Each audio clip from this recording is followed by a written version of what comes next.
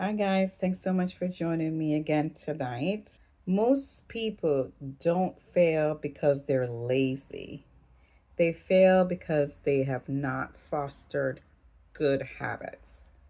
So, today we will talk about how we can foster habits, really, what habits are, and what kind of things that we can do, what kind of tips that we can do to increase our positive or increase our good habits. My goal is to help you understand how habits run your life and what you can do to correct it.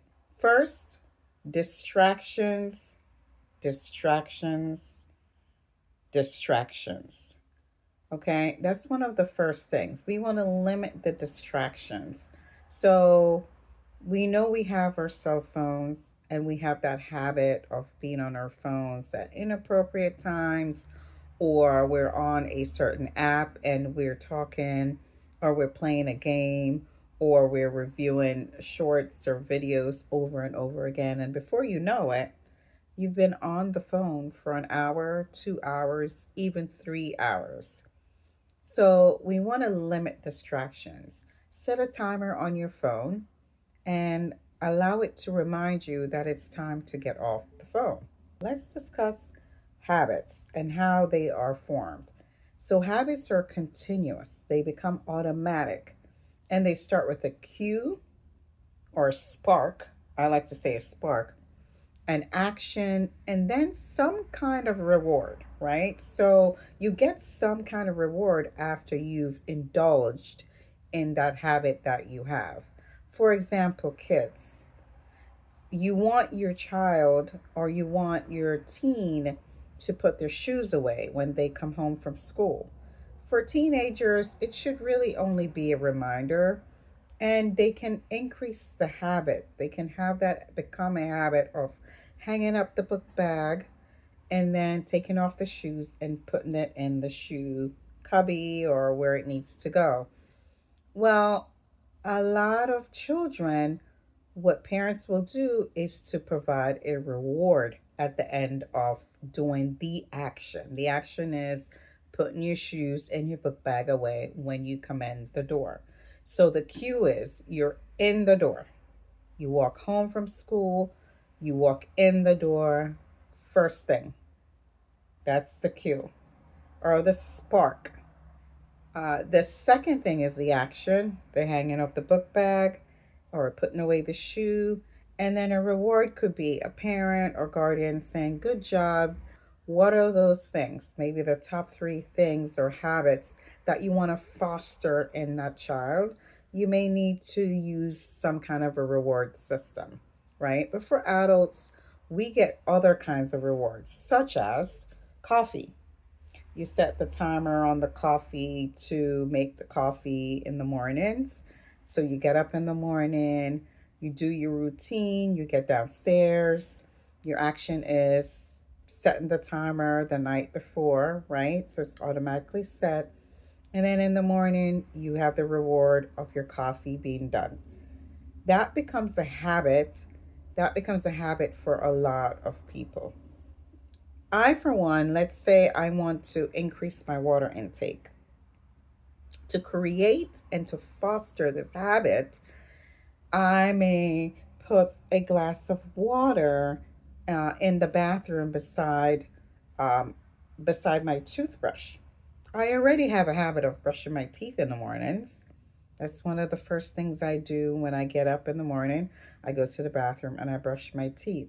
So let's pair that habit with something else that I want to create. So I want to pair that habit with drinking water. So I'll put a glass of water by my toothbrush in the morning, or I have a bottle of water and an empty cup so that, as soon as I brush my teeth, rinse my mouth, I know pour water, drink it.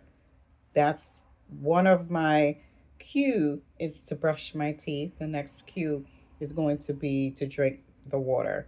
My reward, unlike children, adults don't need some specific reward, but my reward will be that I intrinsically know that I am drinking more water. I'm getting more healthy by drinking more water. And that was one of the goals that I have for 2026. So think about tip number two is think about pairing your new habit that you want to foster with a habit that you already have. Another tip is to utilize technology. I know oftentimes we look at technology as a negative, but you do have your cell phone, you do have your iPad. Sometimes you have timers in your home to dim the lights or turn the lights off. You have the AI, such as Alexa. So you have tools that you can use at home to help you to provide you a spark. So that tool can be used as a spark. That reminder on your cell phone can become a spark for you to know, okay, I got the reminder, I need to take action, right? So you can use your phone to set up reminders, use your phone to also allow you to take more time to foster your habit by maybe decreasing your time scrolling on the phone. You can set a timer for your phone to remind you, oh, it's bedtime, or oh, it's reading time, oh, it's time for me to research or develop whatever it is that I'm working on in 2026. So, you want to set yourself up for success when you're fostering and creating these new habits in 2026. So, use that technology that you have at your fingertips. So, fostering good habits is something that will help you meet your goals in 2026. So before you come up with these lofty goals, which I hope you were able to review some of not all of the journal entries we did in December. If you didn't get a chance to, take some time to go over some of those journal questions, just journal entry questions, because I really provided topics that will help you think about what goals you want to create and what things you want to work on for 2026.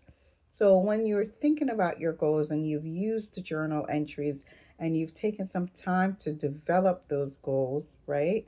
What you'll do next is to ensure that you marry those goals and have have things become habitual, automatic. You want to connect it or marry it to something. For example, it could be first thing in the morning, you have your workout clothes out right on the chair. So you get up, you see your workout clothes, you put that on, you go to the bathroom, and you go directly to working out.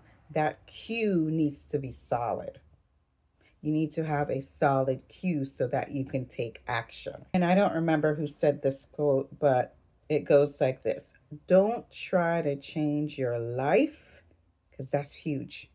But don't try to change your life, change your habits. You change your habits, you will change your life. Thank you so much for joining me today, and I'll see you next time. Bye.